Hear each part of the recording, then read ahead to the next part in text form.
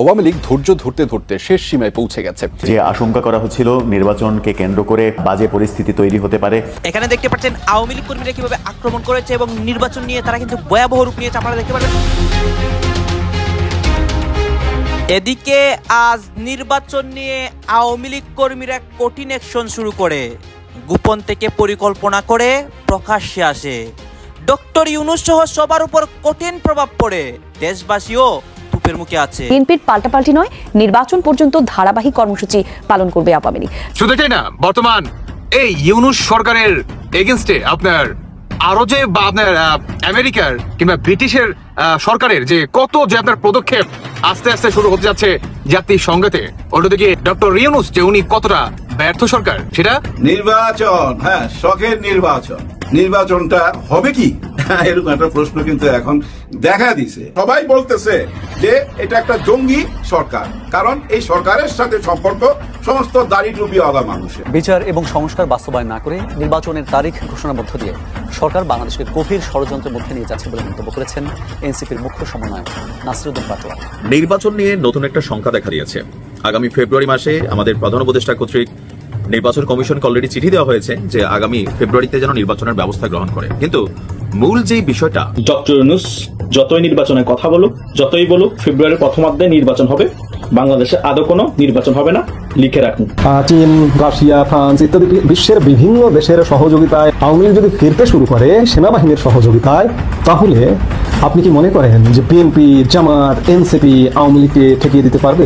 আপনারা এটা মিলিয়ে নেন যে সেনাবাহিনীর মাধ্যমে আওয়ামী লীগ ফিরবে, এইটা নিয়ে অনেকেই অনেক আলোচনা সমালোচনা করতেছে। অন্যদিকে নির্বাচন নিয়ে দেশের মধ্যে অস্থিতিশীল পরিবেশ ইতিমধ্যে থেকেই শুরু হয়েছে। দর্শক শ্রোতা, আপনারা জানেন যে আওয়ামী লীগ কর্মীরা এবং শেখ হাসিনা তারা সর্বোচ্চ চেষ্টা করে বাংলাদেশের এই নির্বাচনের মধ্যে কিভাবে অংশগ্রহণ করবে এবং তারা আন্দোলন কিভাবে করে বাংলাদেশের মধ্যে আবারও শেখ হাসিনাকে ফিরিয়ে আনবে। এখন আমরা কি দেখতে পাচ্ছি, তাদের বিভিন্ন অ্যাকশন ইতিমধ্যেই আমরা দেখতে পাচ্ছি। তারা গোপনে থেকে অনেক কিছু করে, আবার প্রকাশ্যেও করে। আপনারা সম্পূর্ণ ভিডিও দেখলে স্পষ্ট বুঝতে পারবেন আওয়ামী লীগের বিভিন্ন পরিকল্পনা এবং দেশের মধ্যে যে অস্থিতিশীল পরিবেশগুলো হচ্ছে, যে কোনো বিষয় নিয়ে সাধারণ মানুষরা রাজপথে নেমে যায়, আন্দোলন করে এবং যে কোনো বিষয় নিয়েই রাজপথে মুখোমুখি সংঘর্ষ হয়। সবকিছু দেখতে পারবেন এই একটি ভিডিওতে, দেশের বর্তমান পরিস্থিতি। আসুন আমরা কথা বাড়াচ্ছি না, আমরা সরাসরি ভিডিওর মূল আলোচনায় চলে যাচ্ছি। এইখানেই দেশের সকল আপডেটগুলো এক এক করে ধারাবাহিকলি দেখতে পারবেন। নির্বাচন নিয়ে নতুন একটা সংখ্যা দেখা দিয়েছে। আগামী ফেব্রুয়ারি মাসে আমাদের প্রধান উপদেষ্টা কর্তৃক নির্বাচন কমিশনকে অলরেডি চিঠি দেওয়া হয়েছে যে আগামী ফেব্রুয়ারিতে যেন নির্বাচনের ব্যবস্থা গ্রহণ করে। অলরেডি নির্বাচনের জন্য সব ধরনের আয়োজন চলছে, কিন্তু মূল যে বিষয়টা যে নির্বাচন তো হবে কয়েকটা দলের মধ্যে। এখন ধরেন পিআর পদ্ধতি, এই নির্বাচনের মধ্যে সবচেয়ে বড় ফ্যাক্ট হিসেবে এই মুহূর্তে দেখা দিয়েছে পিআর পদ্ধতি। পিআর পদ্ধতি সোজা বাংলায় যদি বোঝাই, এটাতে সবচেয়ে বেশি উপকৃত হবে জামাত এবং এনসিপি, আর কিছুটা ঝামেলা হয়ে যাবে বিএনপির জন্য, যার কারণে বিএনপি বেসিক্যালি এটার বিরোধিতা করছে। এখন পিআর পদ্ধতি বাংলাদেশের জন্য কতটা অ্যাডজাস্টেবল হতে পারে, পিআর পদ্ধতির সোজা বাংলা আমি আরেকটা ভিডিও করেছি, ডিটেলস এই চ্যানেলে আছে বা আমার ফেসবুক পেজে যারা দেখেন সেখানে আছে, দেখে নেবেন। আজকে এতটা দূর যাচ্ছি না, নির্বাচন নিয়ে কেন সংখ্যা বলছি। পিআর পদ্ধতিতে হলো কি, এমনিতে আমাদের যে প্রচলিত ধারায় নির্বাচন হচ্ছে, এবারও কিন্তু আছে নিম্নকক্ষ, উচ্চকক্ষ। নিম্নকক্ষের ভোটটা হবে প্রচলিত ধারায়, আর উচ্চকক্ষের ভোটটা হবে পিআর পদ্ধতিতে। তো নিম্নকক্ষ মানে আমরা যে প্রার্থী বেশি ভোট পাই তিনি এলাকায় জয়ী হবেন, আর যে প্রার্থী ধরেন একটা এলাকার মধ্যে দুইজন আওয়ামী লীগ এবং বিএনপি অথবা জামাত, তিনজন প্রার্থীর মধ্যে ভোট হচ্ছে। এখন বিএনপির প্রার্থী তিনি পাইলেন 100, আওয়ামী লীগ পাইলেন এই মুহূর্তে ধরেন 20, জামাত পাইল 50। তাহলে এই এলাকার এমপি হিসেবে কে নির্বাচিত হয়ে গেল, যিনি 100টা ভোট পেলেন, আর 20 আর 50 যারা ভোট পেল তাদের এই ভোটগুলো কোনো কাজে লাগবে না। কিন্তু পিআর পদ্ধতিতে সারা বাংলাদেশে মার্কা যে ভোটটা পাচ্ছে, ধানের শীষ হোক, নৌকা হোক, দাড়িপাল্লা হোক, এনসিপির মার্কা হোক, সকল ভোটকে কাউন্ট করে একটা পার্সেন্টেজ হিসাবে উচ্চকক্ষ পরিষদে সেখানে তারা প্রতিনিধি দিতে পারবেন। আর এই ক্ষেত্রে আমরা যদি ধরি তাহলে বিএনপি এমনি নিরঙ্কুশ একটা বড় অঙ্ক পাবে, কিন্তু জামাত আপনার সারা বাংলাদেশে যে আসনগুলোতে ওই যে কোথাও 50টা ভোট পাইছিলেন কিন্তু সে এলাকায় বিএনপি বিজয়ী হয়েছে, তার ভোটটা কাউন্ট হয় না, কিন্তু পিআর পদ্ধতিতে এসে ওই ভোটটা কাউন্ট হবে। তবে এটার একটা শর্ত আছে যে ন্যূনতম সম্ভবত 5% ভোটের পরে পিআর কাউন্ট হবে। বাকি যে দলগুলো আছে তাদের জন্য এখানে সুবিধা হবে না। এখন আজকে জামাত আমাদের প্রধান নির্বাচন কমিশনার এম এ নাসিরের সাথে সাক্ষাৎ করেছেন। সেখানে জামাত ইসলামের নায়েবে আমির ডাক্তার সৈয়দ আব্দুল্লাহ মোহাম্মদ তাহের তিনি আপনার যে বক্তব্য দিয়েছেন যে জাতীয় সংসদের উচ্চকক্ষ এবং নিম্নকক্ষে পিআর পদ্ধতিতে ভোট চায় আপনার জামাত ইসলাম। ফেব্রুয়ারি মাসে নির্বাচনের ব্যাপারে তাদের কোনো আপত্তি নেই, কিন্তু আমরা দেখছি যে নির্বাচন কমিশনের যে টোটাল প্রস্তুতি সেটা হচ্ছে নিম্নকক্ষ পরিষদে প্রচলিত ধারায় নির্বাচন হবে, উচ্চকক্ষ পরিষদে 100 আসন পিআর পদ্ধতিতে থাকবে, যেটা নিয়ে এখনো আপনার সুষ্ঠু কোনো পথরেখা বা সমাধান আমরা কোনো রাজনৈতিক দলগুলোর কাছ থেকে পাইনি। বিএনপি বরাবর বিরোধিতা করে আসছে, এনসিপি এবং জামাত আপনার এই পিআর পদ্ধতিকে চাচ্ছে, এবং কি পিআর পদ্ধতিকে চাওয়া না চাওয়া নিয়ে রাজনৈতিকভাবে নানান বক্তব্য আছে। বিএনপি বলছে যে যারা পিআর পদ্ধতি চায় তারা আসলে এই দেশে নির্বাচন চায় না। এখন ধরেন আমরা কেন বলছি শঙ্কা, সবকিছু রেডি, জামাত নির্বাচন আইলো না, এনসিপি এখনো নিবন্ধন হয় নাই, হয়ে যাবে, তারপর তারা আসলো না, তাহলে বিএনপি নির্বাচনটা কার সাথে করবে? বিষয়টা এমন হয়ে যেতে পারে যে সর্বশেষ যে নির্বাচনটা আমরা ডামি নির্বাচন দেখছিলাম, আওয়ামী লীগ নিজেদের প্রার্থীকেই বিদ্রোহী প্রার্থী হিসাবে দাঁড়া করাই দিয়েছিল। তো বিএনপি যদি ওই লেভেলের কোনো কিছু করে, এটা কি এই দেশে এই মুহূর্তে খুব বেশি জনপ্রিয়তা পাবে? কারণ মানুষ ভোট দিতে চায় যে সবগুলো রাজনৈতিক দল নির্বাচনে আসবে, যার যার পছন্দের প্রার্থীকে সে ভোট দিবে। কিন্তু যদি জামাত এনসিপি নির্বাচনে না আসে, আমার ধারণা জামাত আসবে finally at the end of the day, বা এনসিপিও, কারণ ভোটে না যাওয়ার যে ব্যর্থতা বা ভোটে না গেলে যে কি পরিণত হয় আওয়ামী লীগের আমলে কিন্তু এগুলো প্রমাণিত। সো এখন লাস্টে যদি কেউই নির্বাচনে না যায়, মানে বড় দলগুলা, তো বিএনপি আসলে কার সাথে নির্বাচন করবে? নির্বাচন, হ্যাঁ, শখের নির্বাচন, শখের একটা ব্যাপার, তাই না? নির্বাচন করতে হবে, নির্বাচনটা হবে কি এরকম একটা প্রশ্ন কিন্তু এখন দেখা দিছে। ট্রেন ছাইড়া দিছে নির্বাচনের 5ই আগস্টে দক্ষিণ প্লাজা থেকে স্যারের ট্রেন ছাইড়া দিছে। সেদিন বলছিলাম, 5ই আগস্টের কন্টেন্টটা যারা দেখছেন আমার, তারা জানেন আমি কিন্তু বলছি যে স্যারে দেখলো যে দেশের অর্ধেক লোক আমাকে ভালোবাসে, অর্ধেক লোক, তারা কারা? দাড়ি টুপিওয়ালা মানুষ, এবং সবাই বলতেছে যে এটা একটা জঙ্গি সরকার, কারণ এই সরকারের সাথে সম্পর্ক সমস্ত দাড়ি টুপিওয়ালা মানুষের। এটা যখন বলতেছে সবাই, ওই টাইমেই দেখেন একটা পরিবর্তন আসলো। এখন কিন্তু ওই কথাটা আর কেউ বলে না। স্যারে দেখছে যে দেশের অর্ধেক মানুষ আমার প্রশংসা করে আর অর্ধেক মানুষ প্রশংসা করে না, যার জন্য স্যারে বুঝছেন নলটা ঘুরিয়ে দিছে, জাস্ট এদিকের নলটা এদিকে কইরা দিছে। যারা বদনাম করতো এখন তারাই প্রশংসা করে, প্রশংসায় পঞ্চমুখ, এবং অন্য কেউ যদি বদনাম করে এই সরকারের, সেটারও প্রতিবাদ করে, এবং নিজের লোক হইলেও প্রতিবাদ করে। যেমন ABM সাত্তার সাহেব, উনি আমাদের প্রধানমন্ত্রী বেগম খালেদা জিয়ার একান্ত সচিব ছিলেন, এখন না, অনেক আগের কথা, এবং ওই কারণে আওয়ামী লীগ আমলে ওনার চাকরি বাকরি সবই গেছে, নির্যাতন হয়েছে, জুলুম হয়েছে ওনার উপরে, যেহেতু উনি বেগম খালেদা জিয়ার একান্ত সচিব ছিল। কিন্তু সেই মানুষটাকে তো আর আপনি ফেলে দিতে পারবেন না, তার একটা গুরুত্ব আছে তো ভাই। এখন এই 5ই আগস্টের পরে নিশ্চয়ই উনি চাকরি ফেরত পাইছে অথবা পাবে, জানি না, বেশি কিছু জানি না, কিন্তু এই মুহূর্তে উনি খুব গুরুত্বপূর্ণ একজন মানুষ, কারণ উনি বেগম খালেদা জিয়ার সচিব ছিলেন। উনি কি বলছেন, ভয়াবহ কথা তো ভাই। এমন একটা কথার বিরুদ্ধেই তো সরোয়ার্দী উদ্যানে 7 দফা দাবি নিয়ে আসছিল জামাতে ইসলাম।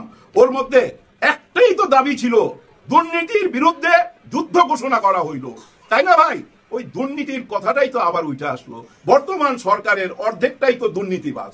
হ্যাঁ, এই ABM সাত্তার সাহেবের কথা অনুযায়ী চিন্তা করেন এই সরকারে কতজন আছে আমি ঠিক জানি না, হয়তো 16 জন। এর মধ্যে যদি 8 জন দুর্নীতিবাজ হয়, তাহলে আর সরকারে থাকে কি বলেন? এই দুর্নীতিবাজ কারা কারা এটা আমাদের জানতে হবে, তাই না? কারণ সবাই বিদেশের পাসপোর্ট আছে, এবং একটা পা তো বিদেশে দিয়েই রাখছে, যে কোনো সময় আরেকটা পা উঠায় নিয়ে চলে যেতে পারে। আচ্ছা, ঘটনাটা কি এখানে সীমাবদ্ধতা বলেন তো? গতকালকে এই টপিক নিয়ে আমি ভিডিও বানাইছিলাম, আজকে আবার ফের কেন এই টপিক নিয়ে চলে আসলাম? কালকে ছিল এক প্রসঙ্গ, আজকে হচ্ছে আরেক প্রসঙ্গ। দর্শক বন্ধুরা, আপনারা শুরুতেই যেই ভিডিওটি দেখলেন, এই হচ্ছে অন্তর্বর্তী সরকারের এগেনস্টে আপনার জাতিসংঘের একটা প্রতিবেদনের অবস্থান।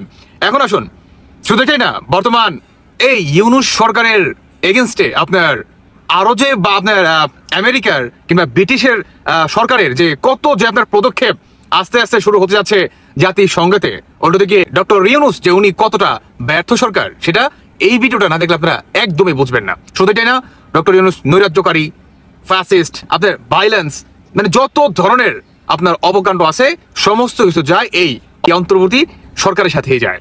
বর্তমান আপনার আটলান্টিক কাউন্সিলরে অন্তর্বর্তীকালের সরকারের আরো একটি প্রতিবেদন ফাঁস করে, সেটি হচ্ছে আপনার 7 আগস্ট থেকে শুরু করে, তারা 7 আগস্ট থেকে শুরু করে, মানে শেখ হাসিনা সরকারের পতনের 2 দিন পর থেকে 7 আগস্ট থেকে শুরু করে বাংলাদেশে মব ভাইলেন্স, ইভেন সংখ্যালঘুদের উপরে গণহত্যা, বিশেষ করে তারা এইভাবে বলে যে বাংলাদেশে যেই এক শ্রেণীর আপনার নারীর নেতৃত্বে শেখ হাসিনার আন্দোলনটি আরো জোরালো হয়, সেই নারীরাই বর্তমান আমাদের বাংলাদেশে সবচাইতে মৌলবাদী গোষ্ঠীদের কাছে আপনার প্রতিনিয়ত হেনস্থা, শিকার হচ্ছে।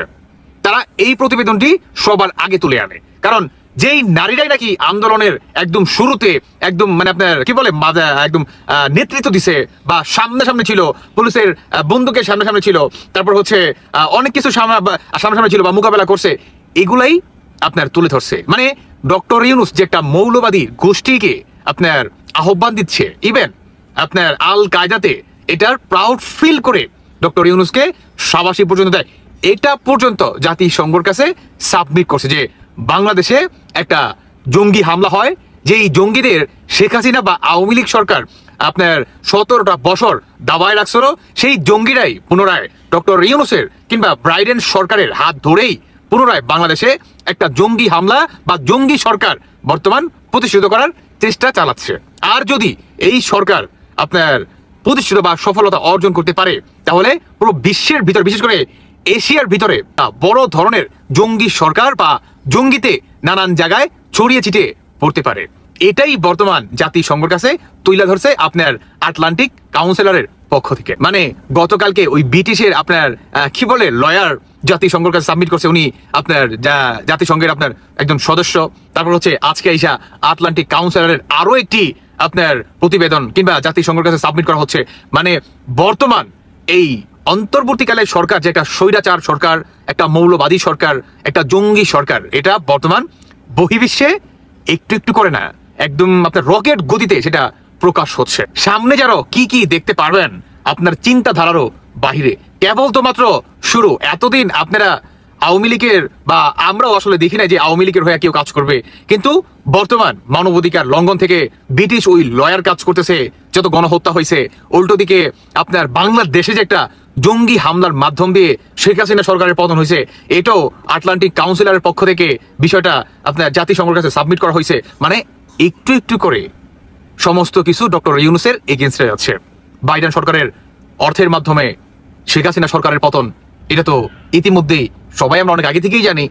তারপরও এই যে প্রতিনিয়ত একটা বাটপারি মেটোক্লাস ডিজাইনের দ্বারায় ডক্টর ইউনূস আরো একটা মানে কি বলে নৈরাজ্য সৃষ্টি করার চেষ্টা চালাচ্ছে, এটা কখনোই আপনার বহির্বিশ্ব থেকে প্রাধান্য দিবে না। কারণ আটলান্টিক কাউন্সিলর তারা এমন ভাবে প্রেজেন্টেশন করছে যে অন্তর্বর্তীকালের সরকার আপনার বাংলাদেশে একটা জঙ্গি হামলা করছে, অতএব জঙ্গিদের হতে সাবধান। দ্যাট মিনস বাংলাদেশের এই ইউনূস সরকার অ্যারেস্ট পর্যন্ত হতে পারে জাতিসংঘের কাছে।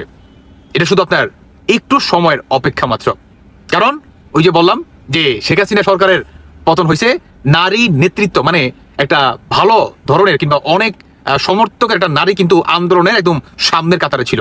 আজকে তারাই মৌলবাদীদের দ্বারায় প্রতিনিয়ত আপনার হেনস্থা শিকার হচ্ছে, নিন্দা শিকার হচ্ছে, তারা ঘর থেকে বের হতে পারতেছে না, শাড়ি পরে বের হতে পারতেছে না। মানে দর্শক, চারিদিক থেকে যে আশঙ্কা করা হচ্ছিল নির্বাচনকে কেন্দ্র করে একটা বাজে পরিস্থিতি তৈরি হতে পারে, যে কোনো পরিস্থিতি তৈরি হওয়ার মাধ্যমে নির্বাচন কার্যক্রম পিছিয়ে যাওয়া কিংবা পিছিয়ে দেওয়ার যে তত্ত্ব নিয়ে আলোচনা হচ্ছে, সেই আলোচনা বাস্তবতায় রূপ নিতে পারে, সেরকম কানাঘুষা যখন চলছে, এবং কানাঘুষা না একেবারে ওপেনলি আলোচনা যখন চলছে, তখন সেই বাস্তবতা বোধহয় এবার আমরা দেখতে শুরু করলাম। জামাত ইসলাম থেকে স্পষ্ট বার্তা দিয়ে দেয়া হলো যে পেয়ার পদ্ধতিতে যদি সরাসরি সংসদ নির্বাচন না হয় তারা আন্দোলনে যাবে।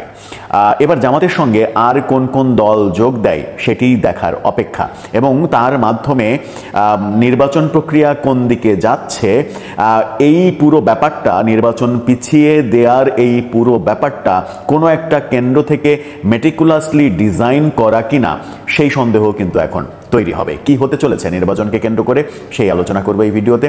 থাকবেন পলিটিক্স টিভির নিয়মিত। বলছিলাম, পিআর পদ্ধতিতে যদি নিম্নকক্ষের নির্বাচন না হয়, অর্থাৎ সরাসরি সংসদ নির্বাচন যেটা, সেই নির্বাচনটা যদি পিআর পদ্ধতিতে না হয়, তাহলে আন্দোলনের ঘোষণা দিয়েছে জামাত ইসলাম। আজকে নির্বাচন কমিশনের সঙ্গে বৈঠকের পরে তারা এই ঘোষণা দিল। এই ঘোষণার মাধ্যমে আমরা কি বুঝতে পারি? গণমাধ্যম যেটা বলছে, গণমাধ্যম সেই ব্যাপারটাকেই শিরোনাম করেছে, শিরোনামটাও আপনারা দেখে নিতে পারেন। সেখানে বলা হচ্ছে নিম্নকক্ষ নির্বাচন পিআর পদ্ধতিতে না হলে আন্দোলনে যাবে জামাত। অর্থাৎ এখানে কোনো এক্সক্লেমেটরি চিহ্ন নেই, কোনো প্রশ্নবোধক চিহ্ন নেই, সরাসরি এটা সিদ্ধান্ত, জামাতের সিদ্ধান্ত, তারা আন্দোলনে যাবে। জামাত নিম্নকক্ষেও পিআর পদ্ধতিতে চাই, যদিও উচ্চকক্ষ হবে কিনা সেটা পরবর্তী সংসদের পাশ হওয়ার ব্যাপার। এই মানে ঐক্যমত্য কমিশনের সিদ্ধান্তই যে সেটা বাস্তবায়িত হয়ে গেল সেটা নয়। পরবর্তী সংসদ যদি উচ্চকক্ষের ব্যাপারটা পাশ না করে তাহলে সেই উচ্চকক্ষের অস্তিত্ব আমরা দেখতে পাবো না। সেরকম একটা পরিস্থিতিতে সংসদ নির্বাচন, যে 300 আসনের সংসদ নির্বাচন, সেই নির্বাচনটা দর্শক আপনারা তো দেখলেন কেন কি কথা হচ্ছে। অনেকেই কিন্তু অনেক কথা বলতেছে, অনেকে আলোচনা করতেছে, অনেকে সমালোচনা করতেছে। দেশের বিভিন্ন অবস্থা এবং পরিস্থিতি নিয়ে সবাই সবার মন্তব্য প্রকাশ করতেছে। তাদের মন্তব্যগুলো দেখে আমরা অনেক কিছু বুঝতে পারতেছি দেশের মধ্যে কি হচ্ছে এবং দেশের পরিস্থিতি কোন দিকে যাচ্ছে। এখানে বিশেষ করে নির্বাচন নিয়ে কথা হচ্ছে, কেউ নির্বাচন চাচ্ছে, কেউ নির্বাচন চাচ্ছে না, আবার কেউ বা দেশের বর্তমান পরিস্থিতি এবং প্রেক্ষাপট নিয়ে কথা বলতেছে। দর্শক শ্রোতা, এই যে এই বক্তব্যগুলো আপনাদেরকে দেখিয়েছি, এইগুলোর সাথে আপনারা একমত পোষণ করেন নাকি দ্বিমত পোষণ করেন, অবশ্যই আপনারা আপনাদের মতামত কমেন্ট বক্সে লিখে যাবেন। আর হ্যাঁ, তো কারণ আপনাদেরকে আমরা যা কিছু দেখিয়েছি সবকিছু আমরা সোশ্যাল মিডিয়া থেকে সংগ্রহ করেছি। এখানে আমাদের নিজস্ব কোনো মন্তব্য নেই বা নিজস্ব কোনো সিদ্ধান্ত নেই। সর্বশেষ আপনাদের কাছে আমাদেরকে রিকোয়েস্ট থাকবে, আপনারা আমাদের চ্যানেলে নতুন দর্শক হয়ে থাকলে চ্যানেলটি সাবস্ক্রাইব করবেন এবং পাশে থাকা বেল বাটনটি বাজাবেন যাতে করে নেক্সট ভিডিওটা সবার আগে আপনাদের কাছে পৌঁছে যায়। ধন্যবাদ।